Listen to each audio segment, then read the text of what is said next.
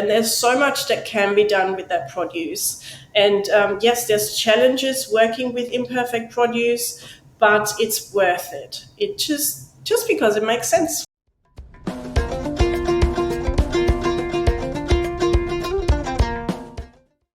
Hello everyone, welcome to Food Waste Matters. I'm your host, Dr. Joanne Freeman from Honey and Fox.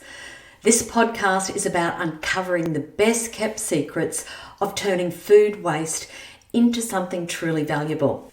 And today we're moving to Queensland and speaking with Michelle Masher from the owner of Ugly Duck Fine Foods. So about 9 years ago, and drawing from her jam making family history in Germany, Michelle decided it was time they joined the fight against wasted fresh produce. So good morning, Michelle, and welcome to Food Waste Matters. Can you tell us about Ugly Duck Fine Foods and also how you settled on the company name? Yeah, hi, thank you for having me. Yes, Ugly Duck. The company name is a play on the kids' story, The Ugly Duckling, which many people might be familiar with.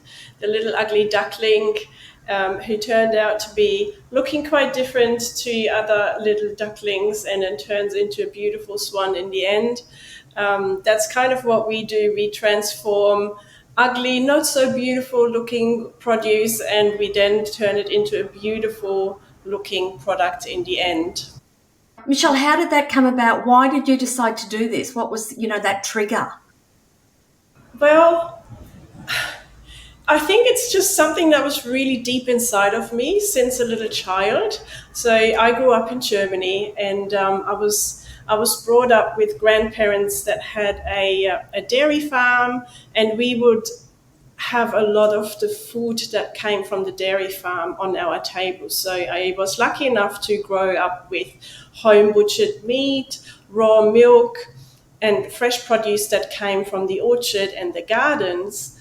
And we would make jams from any leftover or over surplus produce. And it's just like deep inside of me that you would not let anything go to waste. It just makes sense. Like that's the way that I was raised. I really deeply believe that that's the way it should be. And when I came to Australia, and I'm really passionate about growing my own produce, and I went to visit a few small-scale farmers in the area, and over, I realized that those small-scale farmers, and of course the big ones even more so, they all were sitting on tons of produce that was deemed not good enough. And the concept, I just couldn't wrap my head around. I didn't quite understand why these fruit weren't good enough. Michelle, can I just ask, not good enough for who? It was not good enough for the end consumer to go to the shops. And so the farmer was not sure what to do with that second, third grade produce, and they would simply dump it, compost it, just not use it. And that just broke my heart. It really touched something in me where I thought, this is ridiculous. Why are we doing this? There must be a better way. Clearly, you can make jam out of this, because jam is like the obvious thing that I think about when I see fruit. I'm a jam lover. And nobody was interested in turning their attention to those piles of imperfect produce. It's the specs of those fruit are slightly different. So it might be undersized or oversized. Maybe there's a few scars on the skin, or the color didn't quite develop the way it should. Maybe the farmer even had a hailstorm that came through, and there's a few imperfections on the fruit. But the essence is the fruit is locally grown and fresh, and it tastes absolutely beautiful. There's nothing wrong with it. Michelle, just to be clear, when you say it wasn't good enough for consumers, who dictates that? Are you talking about the major supermarkets? Look, I think that's just the way that society has developed. I'm not someone to point fingers at anyone. I don't think that's not what I do. It's just that the way that our system is set up, there's certain specs that need to be met for fruit to go a certain way, and if that spec isn't met, there isn't a pathway where that fruit can go instead. And to me, the pathway was clear that we can cook this fruit up into something else and give it a second life. And that's what I decided to do. So, Michelle, how do you work with farmers? How do you get this fruit from the farms? How do you find out about it? Well, my company has been going for quite some time, so by now I'm quite well connected with the local farmers. They do hear about me. They call me up if they got something that went wrong. Like just the other week, I had a young family. They have a vineyard, and the weather this year in Queensland was quite wet, and so the grapes in their vineyard didn't develop the sugar levels that they needed to turn the grapes into wine. So they were quite, devastated that they lost their whole harvest. But then they came across my company and they called me and said, like, can I help? And we did it. Like, we just had a turnaround time of just 1 week where they called me to the fruit coming into my kitchen, and we took their grapes and we turned it into a beautiful product that now they can sell at their cellar door. So instead of wine, they are now selling a fruit paste, which, that's the perfect outcome. That's exactly why we exist. That's what we want.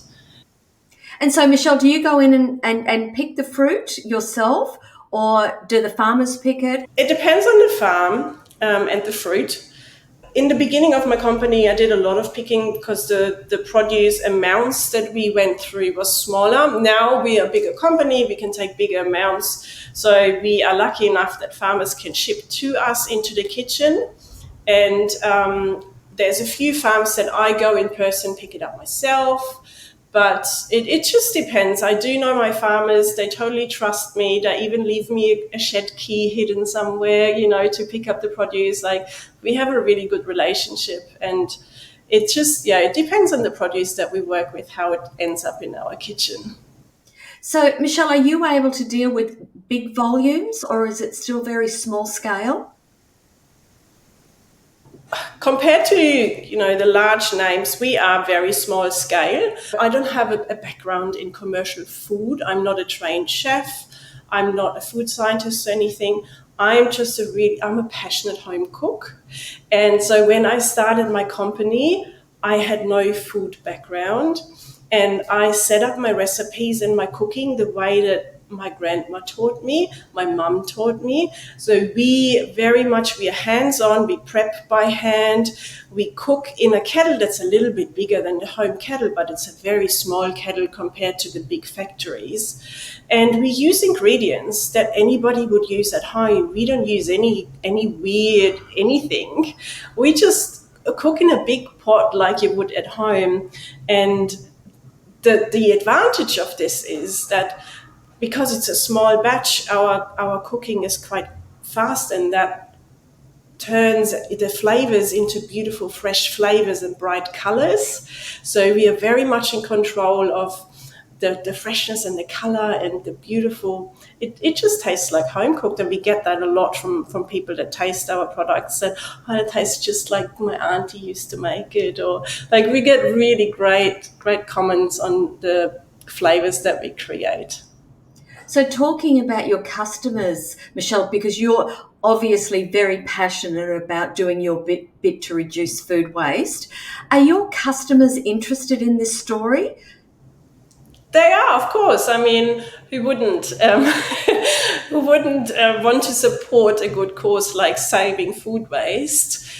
They they love the story, but they love the flavors that we create with it. So I think our story draws in attention of the customer, but then it's really the quality and the flavors that we produce that makes them come back. If our product was below standard and just not very nice, even though we're doing the right thing, I don't think customers would support us if we didn't have a smashing product. So I think it's a combination of both. It's a combination. This trend about consumers being more aware or more interested about where their food comes comes from. Is this trend growing, do you think? Yes, definitely. When I started the company a long time ago, actually 9 years ago, I often had to explain what we are doing. So when I was telling people that we are working with ugly produce, immediately people ask, "Oh, so like you mean like moldy product?" Like, no, no, no, no. This is not what we're doing. We are working with imperfect produce, ugly in the sense of misshapen or small or too big. And these days, our consumers are educated.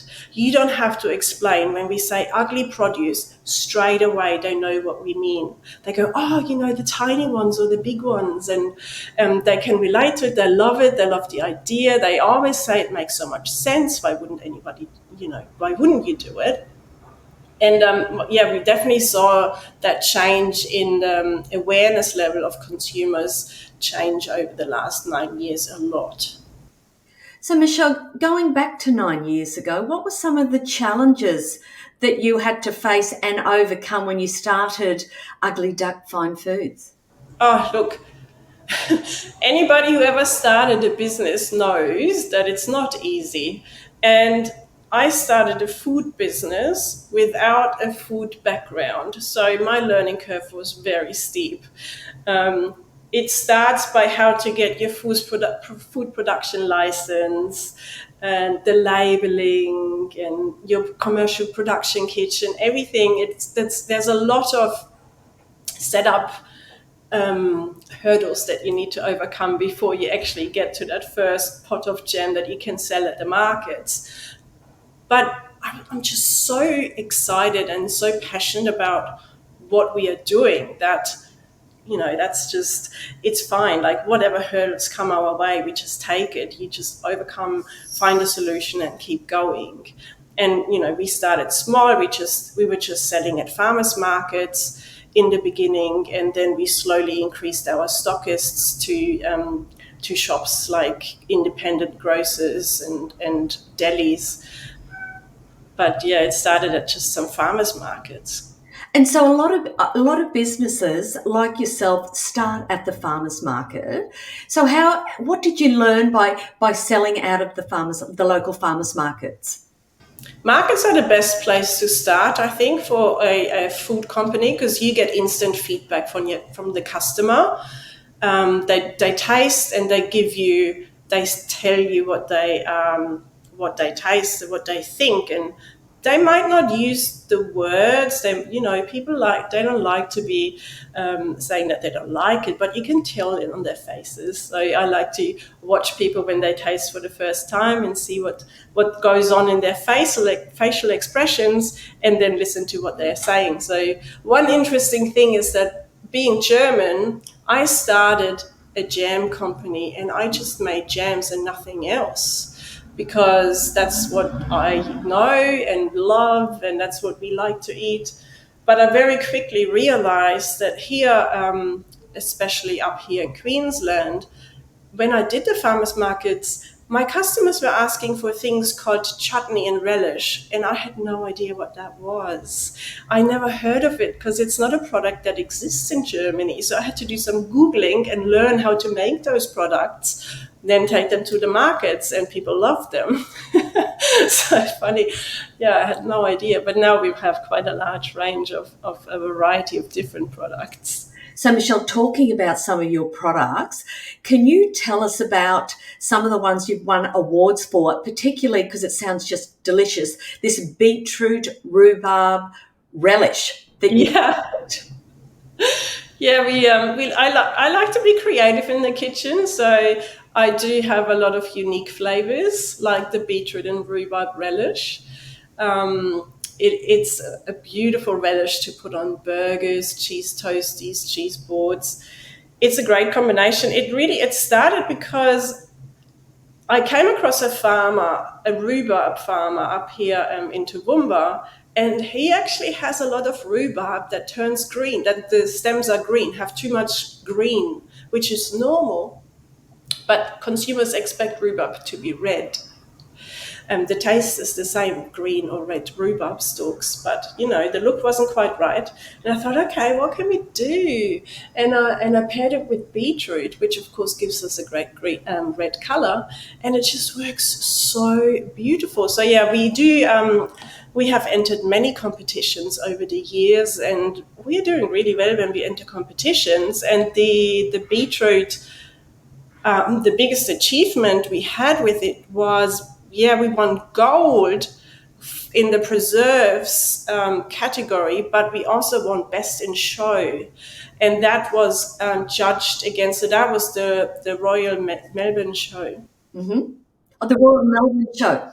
Yeah, we won best in show, and it was judged against um, the whole category, which included vinegars and oils and sauces and like everything. And we came out as best in show, which was absolutely mind blowing.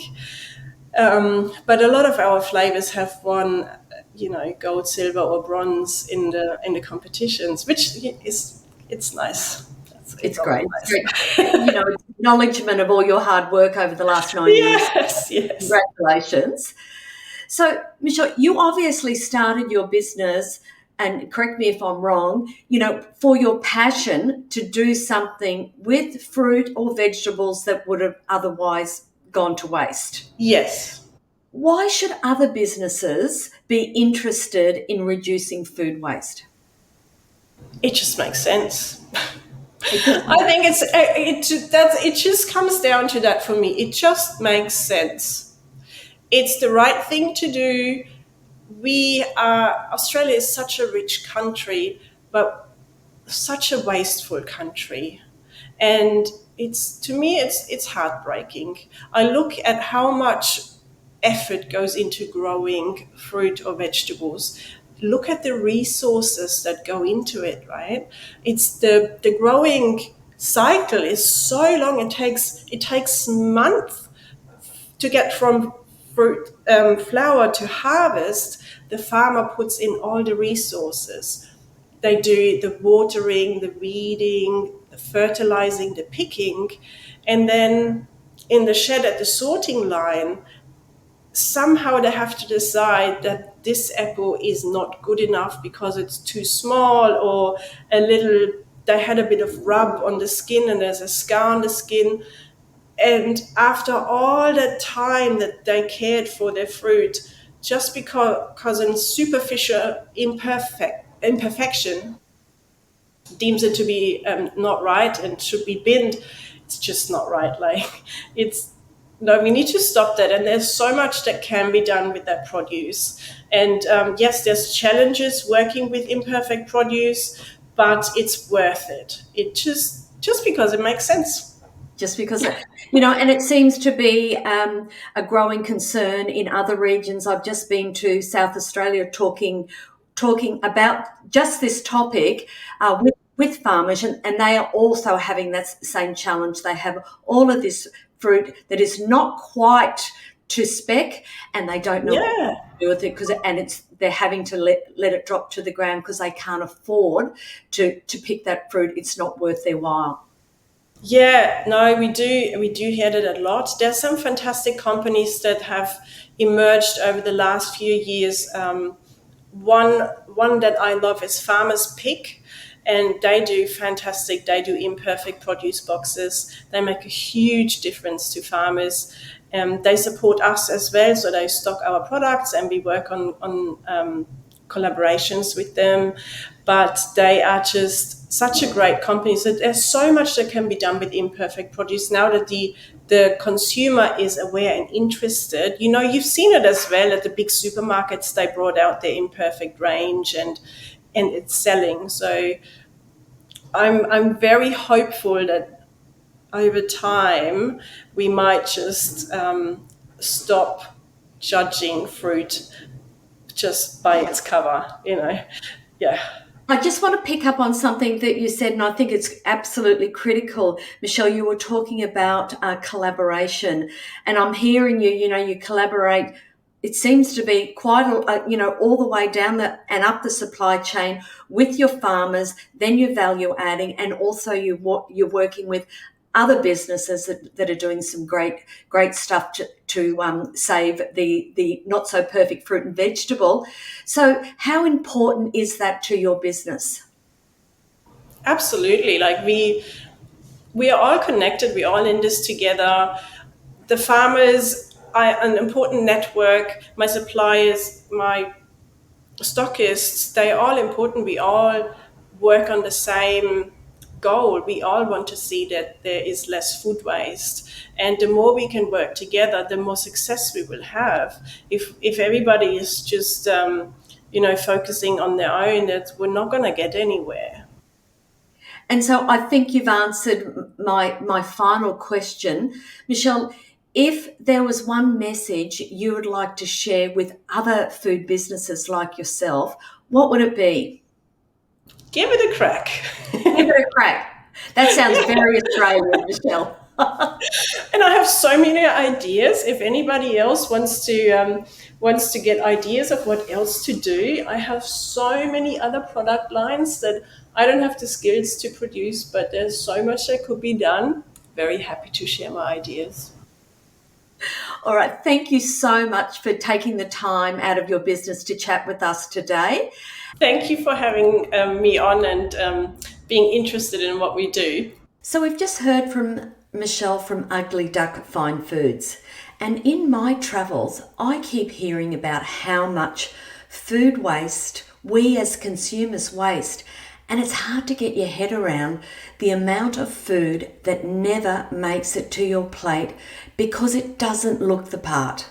In fact, 7.6 million tonnes doesn't make it to our plates, costing us householders about $19.3 billion a year. So you have to ask yourself, does the high standards set by retailers for this perfect produce mean that both large and small scale farmers are often left with heaps of fresh, tasty, yet imperfect fruits and vegetables? But it's lucky for us that businesses like Ugly Duck Fine Foods are coming to our rescue. Michelle believes people need to be reminded that it's not just about looks, it's about reducing waste and cherishing food for what it really is: delicious, nutritious, and worthy of our plates. Now, if you're wanting to get in touch with Michelle or find out how you can either stock her products or buy her products, just head over to her website, www.uglyduckfinefoods.com. Okay, so we've now come to the end of our session, and a massive shout out to Michelle for joining us. You know, her website says it all in a few simple words. It says, I am not ugly. I am just imperfect on the outside. It's a powerful reminder though, isn't it? Michelle's approach is a prime example of the creativity and practicality we can all bring to the table to make the most of the food that might otherwise go to waste.